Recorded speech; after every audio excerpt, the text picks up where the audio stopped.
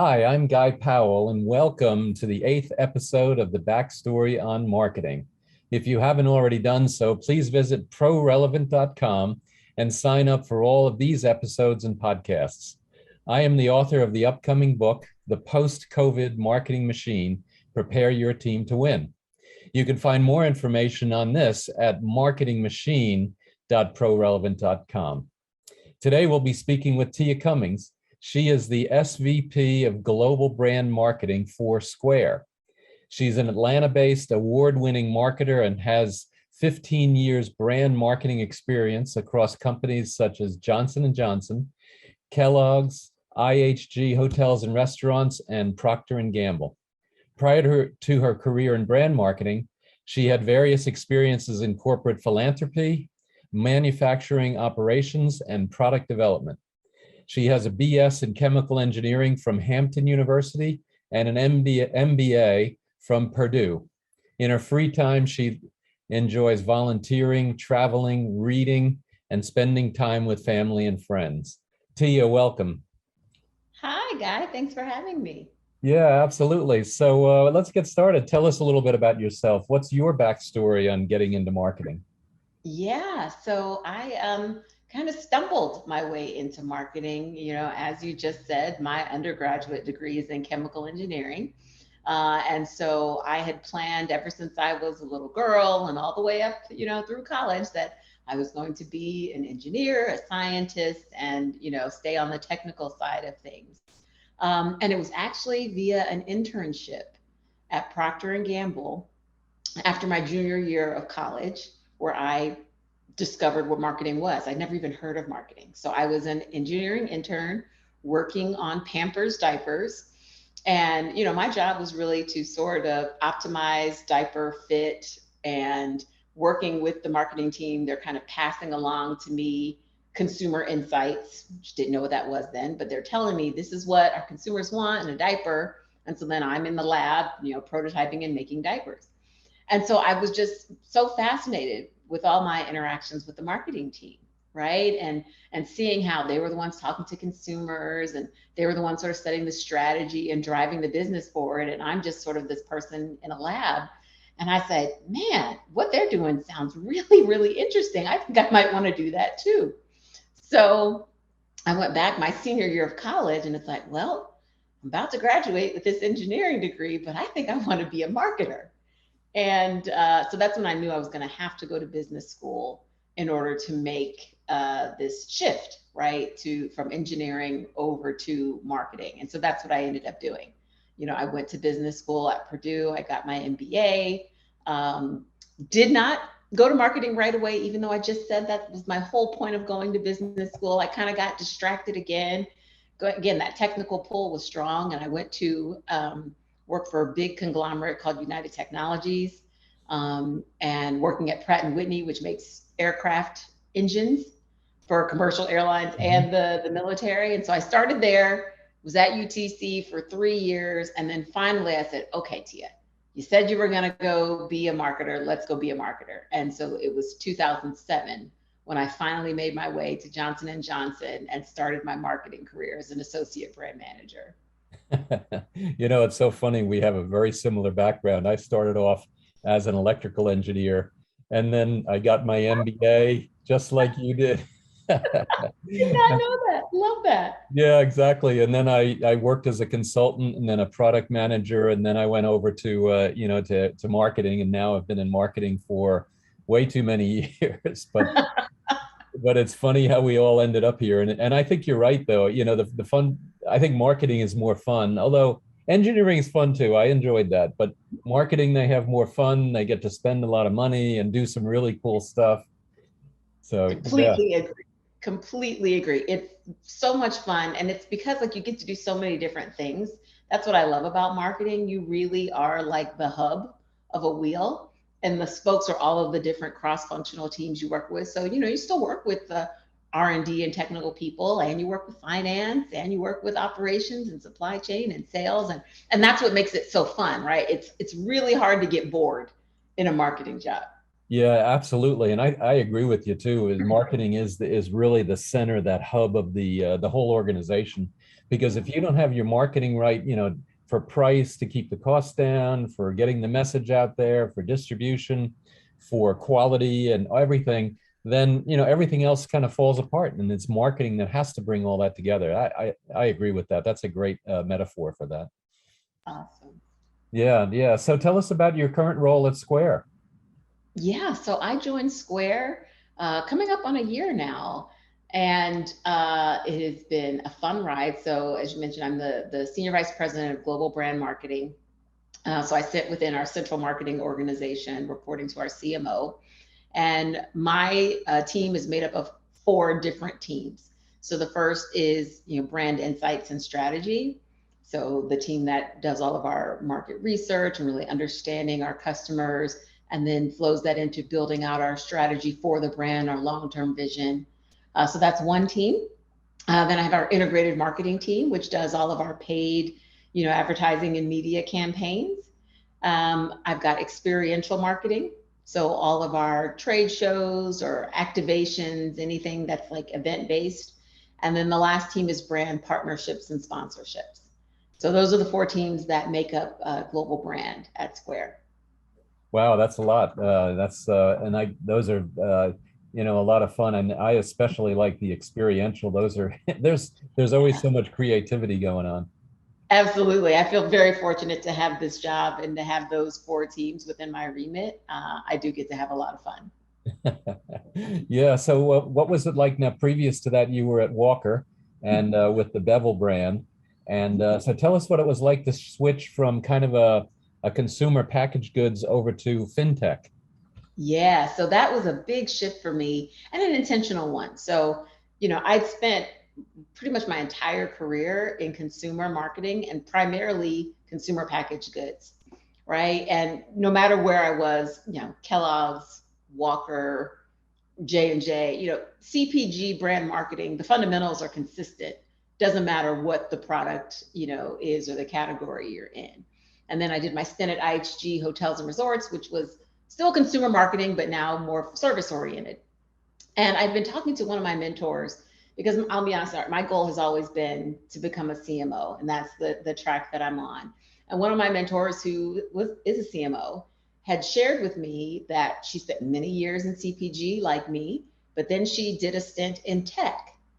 And she felt that that really helped her get a different set of experiences that set her up and really differentiated her from a lot of other people who were going for CMO roles. And so she told me, she's like, if you ever get the chance to work in tech, I suggest you consider it. And then 3 months later, Square calls, and just fortuitous the way that worked.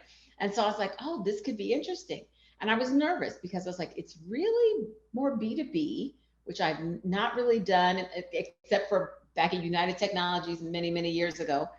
And I was like, how is this going to work? How do they approach brand? Are they going to appreciate brand? And, are they going to be more focused on performance marketing and only B2B channel? Like, what do they know about brand?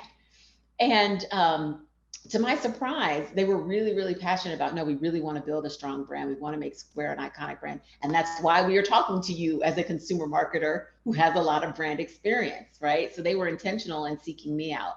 And I have been really pleasantly surprised. I think obviously the brand is in a younger stage and their brand marketing function is less developed than at all the big CPG companies I've worked at. But the good news is that means I get to come in and build it, right? And sort of help establish this foundation for the future of the Square brand. And so that's really exciting. And so is it B2B? Yes, but it's also more B2B to C, right? Because we still do a lot of leveraging B2C channels, because a lot of our business owners are almost like consumers. They're small businesses, they're sole proprietors. And so they kind of, you have to reach them almost like a consumer in many ways, and then we've got the larger end of our business where we do a lot more B2B. So it's been this really cool mix.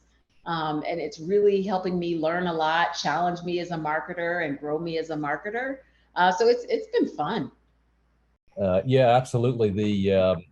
Fintech and B2B, and you're right. You're kind of in that transition between B2C, B2B, or B2C to the business owner, and then of course at the higher end, then you're directly B2B. And secondly, compared to like a CPG, which is kind of an ongoing purchase, these Mhm. companies are buying one and then they're holding on to it for a long time. So it's kind of more of an investment good than anything else. It is. And then the goal is like, once you get them in to, one or maybe two, how do you upsell them to other products in our portfolio to support their business, right? Because we may get them in on one and, maybe it's like, oh, I'm going to try, one of your registers. I'm going to buy an X2. It's like, great. And we have all these other add-ons or additional products that could support maybe back of house for your business or staff management. And so there's definitely opportunities to continue to grow them within the Square portfolio of products. But you're right? It's a bigger purchase decision. It's longer than if you're just selling toothbrushes, which I have in the past. Yeah, and plus it's the owner's money. It's not like it's not like where it's a business, where the business is buying this thing and it's somebody that's just spending to a budget. It's my money. Am I going to make Yeah, sure it's the right thing? exactly. And that makes a big difference, I think, in terms of how, as a marketer, and how you have to then build the brand. Because I think, there's always, even on the B2B side, there's always a large emotional component. The drivers of those emotions are different, but there's always a large emotional component in there. And so I'm sure that as you're, VP of brand, SVP of brand, that makes a big difference for how you communicate to the marketplace. 1,000%. And I love that you said that, Guy. I have spent so much time telling people, both internally and externally, that even with B2B marketing, you're still marketing to people, human beings who make emotional decisions, right? And there's this assumption that because you're marketing to a business, oh no, everything is rational and scrutinized and everything. It's like, yeah, you want to believe that, but guess what? These businesses are still managed by people, right? And people, they make decisions based off of emotions. And I actually stumbled across some research that I shared in a presentation last week by Lippincott that proves brand is even more important in B2B purchase decisions than it is in consumer purchase decisions. And that was almost surprising, but then if you think about it more, it makes sense because, like you said, if you're making a decision for your business, like it's personal, like this is my money and it's a large outlay. If you buy the wrong detergent brand or you even buy the wrong computer, you don't like it as a consumer, return it, get your money back, buy something else. Hey, there's no real big implication there. But for a business and you make the wrong decision for a brand that you purchase, it can have a huge impact, right? And so it makes sense that brand is important and they really want a brand that they feel understands them and connects with them. And so that emotional piece cannot be ignored. Yeah, absolutely. I used to, when I switched over from consulting, just before I got into marketing, I was product manager for a product. It was a technology product, and we competed against IBM. And at the time, you can't lose your job if you buy IBM. And they were twice as expensive and twice as slow. And I still had to fight my way past it. So, it's not just price, it's not just functionality. And what I found too, especially with larger businesses, is that you have one price versus another price. And what the employees do is they use rational arguments to defend why they want to spend more money. And where, I mean, the emotional arguments and rational to be able to defend why they're going to buy this brand versus something else. Yes, right. Because a brand is basically it's trust, right? That's what people equate brands. And a brand is something that I'm familiar with and I know it and I trust it. And so like your example with IBM, that's a really great one, right? Even though it was more expensive, this research that I just mentioned from Lippincott showed that price, features, benefits, nope, brand number one in B2B purchase decisions, right? With consumers, price came out as number one. But because of that inherent trust and that comfort, like, hey, this is a known entity versus, hey, this may be a better product, it may be cheaper, but don't know it as well. So don't want to take that risk because it is a risk in the business world. Yeah, absolutely. It's so funny though, but I don't know if I would agree with you totally that price is the only driver in consumer. Oh, no, not the only, definitely not the only. I said it's usually one of the bigger ones though. Okay, yeah, no, fair Yeah, enough, fair enough. yeah. Because I used to do some training over in China, and one of the things they would say is oh, price is everything. There's nothing more important than price. And so then I'd hold up my iPhone and I'd say, how many of you have an Apple iPhone? And everybody had an Apple iPhone, and it's the most expensive phone out there. And I said, so how is it that price is the deciding factor here when you're all using an iPhone? And Mhm. and so to your point, there is that mix of price and emotion. Now, what Yes. they did say in their own defense, they said, well, I selected the iPhone, but then I shopped all over to get the best price. They will, like you said, they will use whatever they can to justify That's why right. that brand. Yeah, absolutely. That is so true. So yeah, and and I love in what I do, I love talking to people about brand and what drives the brand and stuff like that. But let's switch over to another topic, and that is the Great Resignation. How has that hit you guys very strongly, or not at all? Or tell us about that. I wouldn't say it's hit us strongly. Are there people who you've seen leave and, hey, I'm going to go start my own business or something like that? Sure, right? COVID just made people reconsider a lot of their priorities. A lot of people left, not even for other jobs, but, I want to focus on my family. I want to do things that allow me to, spend more time there. So I fully understand that. I think why we've been in a pretty good position at Square is we really stand for something and people really believe in our purpose and our mission at the company. People stay a long time. They're really passionate about the work that we do. And so, sure, we've had people leave just like everywhere else, but we've also had a whole lot of people stay because they're like, I believe in what this company is doing. And that's important. And it feels good to work for a company that has such a strong purpose, of economic empowerment and really supporting business owners or those who want to become business owners. Um, so that's what I'd say what we're seeing on our end. Yeah, and I think you're right though. But what's interesting is how important marketing to employees has become to Yeah, drive growth. So you have the Great Resignation, for example, and the re may and one of the probable reasons why you haven't had a problem with that is because you have such a strong brand. And so yes. just like we were talking on the consumer side, you have to have the brand there. Well, even on the employee side, if you have a strong brand, you're going to be able to retain and also to hire better and keep them retained for longer. Exactly. That's 100%. I would agree with that. Yeah, we were talking to a company that's a trucking company, and and their growth, as much as they want to do more marketing, and they've built their brand, and so the brand allows them to grow as fast as they can, but they can't hire truck drivers. And so right now, their best marketing effectiveness for the most effective advertising is to advertise to hiring truck drivers. Because if you can't drive the truck, you can't get the revenue. And Yep. they want to hire thousands and thousands of truck drivers, and yet they have to market to be able to do that. And it's really fascinating to see how important marketing is and building the brand on the employee side as it is on the consumer side.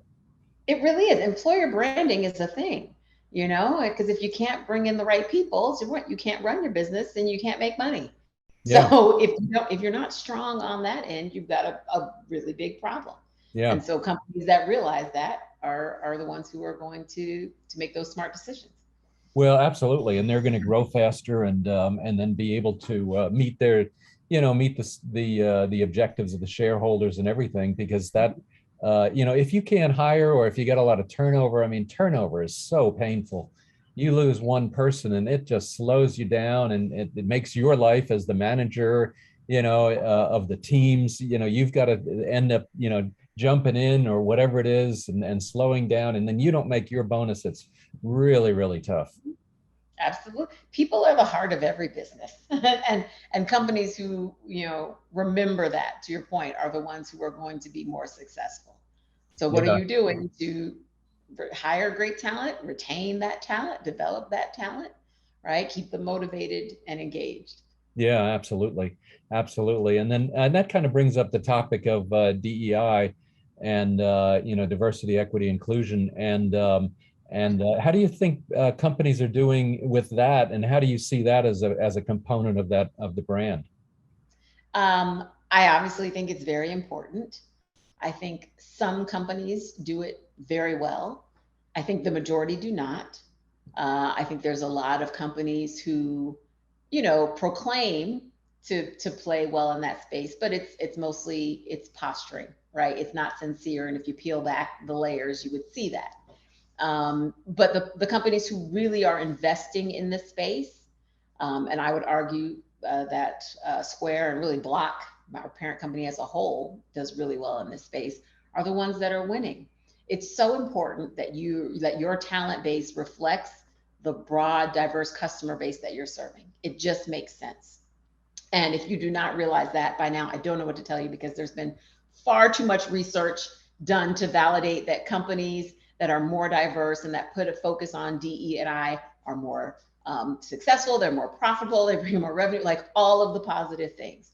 And so that's been studied ad nauseum. So there's nothing I can say to convince people if they don't already believe it. But it's so important. And you see people talking about it more and more, definitely over the last 2 years, I would say. You've seen it's like all of a sudden this wake up, like, oh, we need to focus more, which is great. But I would just like to see more people do it sincerely. Because if you were to look back at 2020, and a lot of companies made a lot of commitments and promises in the DE&I space, but if you were to go back and do an audit, and there's some places who have, Hugh is a nonprofit that I'm part of, and they did a study trying to audit all of these companies who said that they were going to do something. How many actually followed through? The majority of them didn't, right? And so D&I is effective if you are sincere, if you are committed to actually doing the work and investing in it, and not just kind of using it for posturing.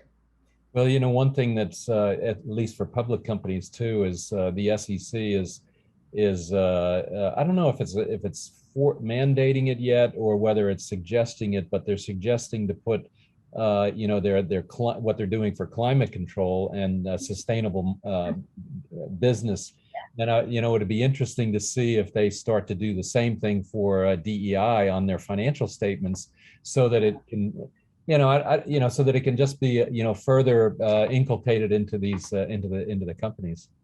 You know what? I always say, if you're not measuring it, then you're not serious about it, right? Because things that get measured are the ones that get acted upon, right? So as a leader within a company, if you're measured on something, then you best believe you're going to work on it. But if you're not, there's really nothing to hold you accountable. So I love that idea. I think a lot of companies who you see are really invested in the space are ones that are actually measuring it and are, very transparent. They're reporting on what they're doing and what they're seeing and what their numbers are. And that's good. We need more of that. Yeah, and you're so right. Of course, I'm the measurement guy, so I'm the one that's supposed to have said that first. but yeah, absolutely. If you don't measure it, it doesn't get done. And so often, that companies don't do it. And I will admit, a lot of companies also measure the wrong things too. Yes. And we just did a project where, and I won't go into details, but nevertheless, we just did a project where the company was absolutely measuring the wrong thing and cost them, tens of millions of dollars. It's huge when you get the measurement wrong. And in this case, now your brand, because DEI is part of your employee brand. When you get that wrong, it'll cost you, not only in the short term, but also in the long term. Absolutely. Could not agree more. Yeah, yeah. So let's talk about some of the challenges that you've otherwise had in marketing, either at, here at Square, or if you want to not, I know you haven't had any challenges at Square. So if you want to go back, tell us about some of the challenges you had. Everything's great at Square. What challenges? No such thing. No. I mean, the biggest challenge that I've had as a marketer for the last couple of years is COVID, because it's just kind of disrupted how everything works. As a marketer, you think of marketing as, oh, it's a machine. We know the process. We know how consumers think, how they behave, how they act. And all of that got blown up with COVID, right? So everything has changed into how consumers are acting, even at Square, how our customers and businesses have been impacted significantly, right? When they had to close down, and how do they pivot? And so that's obviously the biggest challenge, I think, on every marketer's mind for the past 2 years. Is it was one, figuring out how to navigate throughout COVID and continue to grow your brand and continue to have consumers and customers interested in a brand, but they had a whole lot of other big things to worry about. And now that we're sort of hopefully moving on the other side of it, this new normal. Okay, and what does that look like, right? It's not going back to the way it was. So you can't just automatically default to the way you did marketing in 2019 because people have fundamentally changed. And so it's understanding those behavioral shifts and attitudinal shifts and what does that mean for me and my brand and what do I need to do to, learn those changes and shifts and optimize my marketing approach. So that's the biggest challenge. In my last role, which I started right before COVID, I built out a whole marketing plan. It's at Walker Company in call it November, December. It was like, here's what we're going to do in 2020. And it was a brand that had lower awareness. I was like, we're going on the road. We're going to do experiential activations. We're going to be everywhere in 2020. Yes, you're laughing. And you know why, right? Because like this was the plan. We did one event in February. We went to the NBA All-Star Weekend and it was great. We're like, see, this is success. We're going to keep doing this. And then 2 weeks later, the world shut down. And we had to pivot. We're like, well, what are we going to do? How long is this going to, last? Guess we need to cancel all of these experiential activation plans that we had. And how do we now engage, with consumers, and how do we build awareness when we can't go talk to people? We can't let them touch and feel and see these products if they're not familiar with. You got to get creative, right? And really scrappy. And so in that case, we really leaned heavily into brand purpose. Okay, consumers, they're having a really tough time right now with mental health. COVID is closing people's businesses and it's hurting their, economic livelihoods. What can we do to help? And so we shifted our whole marketing approach to be about purpose. How do we help? How do we help people? It was really successful for us. We got tons of media coverage. The business grew because everyone appreciated it. Hey, they're not just talking about themselves, they're trying to help. And so that was really successful throughout, 2020. And now in my new role, right, we're working on small businesses who are still feeling the effects of COVID, right? Especially globally, right? Because this is a global brand. And some markets are still being hit hard with COVID, and some places are still being shut down. And even if they're not shut down, a lot of people can't get staff. Hiring, for a lot of small businesses, we just talked about the Great Resignation. So then sometimes they're having to close because they don't have enough workers. And so what can we as a company do to support these businesses and help them in this, this crazy world that we're in right now? And so that's the challenge. I think we are in a very interesting time. I look forward to reading about it in the history books one day, but like really being able to pivot and shift because the world is changing really fast and has been ever since 2020. And so we've just got to stay on top of it and keep trying to figure out what we can do to help, what we can do to understand where people's heads are at, where their mindsets are at, and how we as a brand can support them. Well, and you were at Square anyway, and I guess also at Bevel. You're hit in both ways. On the one hand, you're hit because all of a sudden your marketing, your experiential marketing, you can't, nobody wants to experience it, or they're not allowed to experience it anymore. Yeah. But then as with Square being in retail and restaurants, man, oh man, just a double whammy there. And and now even yesterday I was having lunch with a friend of mine, and we went to a Ruby Tuesday, and we were talking to the waitress. She said, we cannot hire enough people. Half of the restaurant was empty, and because they just didn't have enough people to be able to man the tables. It was incredible. That is a broad challenge that we are hearing, right, from business owners of restaurants and retail shops. And so that makes us think as a company, well, what can we do to support? How do our tools enable you to still be able to run your restaurant even with, fewer people working, right? Mm-hmm. What we can do to help you there. So that's what I mean, like constantly thinking innovation from, product standpoint, but also messaging standpoint and those types of things to make sure that we're able to help them through these challenges. Yeah, absolutely. Absolutely. And all right, so tell us a little bit about some successes that you've had then. What was your biggest success that you're most proud of in your career? Oh my gosh. In my career, that's such a tough one. There's a lot of things that I'm really, really proud of. A lot of things. I'm fortunate. I think though one of the biggest ones would probably have to be at Walker, at the start of the pandemic, and no one knew what was going on. And really having to pivot was really scary, right? Throwing out the whole marketing plan that I had built and trying to come up with a new one in the year was scary. But the decision to really pivot and focus on purpose driven marketing and focus on supporting our consumers, we did a lot of things that I've never done elsewhere, right? And you just wouldn't even think about. So I'll give examples. Um, right at the beginning of the pandemic, barbershops, salons all had to close, right? All these businesses were closing down. And because we were a grooming brand and we worked with a lot of professionals, so barbers and beauticians, and we decided to contribute to, at the time, Mayor Keisha Lance Bottoms had established this fund for all of these, people, barbers and beauticians who had to close their stores, but needed money to keep living. And Mm. so we were the first company to say, we're going to donate. We're going to make a significant donation to help contribute towards this. We did a partnership with an all boys school in Chicago, primarily African American, because my brand Bevel was targeting African American men. And when they had to close their doors, it was a low income area. They didn't have access to computers, at home to continue learning. And there was a concern that they were going to fall behind. We're going to donate computers, laptops for every single student so they can continue learning from home and not fall behind in their studies, right? These are types of things we did. We did a partnership with Headspace because there was tons of articles at the time. And I remember reading one, I can't remember, I think it was the New York Times, that was saying how the mental health of Black Americans was at an all-time, lows, the worst that it had been because of COVID, because of the fight for racial justice. This is right after George Floyd. And so like no one's talking about mental health. And I said, we're going to talk about mental health. We're going to be, the first company to stand up and do something. And so we gave out free subscriptions to Headspace to anyone.